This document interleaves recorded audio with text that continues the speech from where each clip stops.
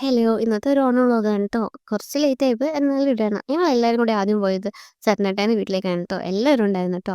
Variety ആയിട്ട് അവിടെ ബിരിയാണി ആയിരുന്നു ട്ടോ. അതെല്ലാം കഴിച്ച് ഞങ്ങൾ നേരെ പോയത് നമ്മുടെ ഒരു ടീച്ചറുടെ വീട്ടിലേക്കാണ്. ഈ വീടിനെക്കുറിച്ച് പറയാൻ ഒരുപാടുണ്ട് ട്ടോ. ഇതാണ് ടീച്ചറുടെ വീട്.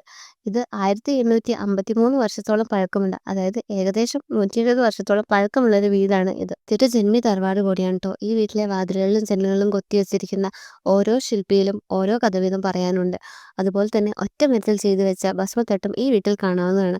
അതുപോലെ തന്നെ പണ്ട് ഉപയോഗിച്ച ശംഖുകളും ഒരുപാട് വിളക്കുകളും കാര്യങ്ങളെല്ലാം ഇവരിപ്പോഴും നിലനിർത്തുന്നുണ്ട് ട്ടോ.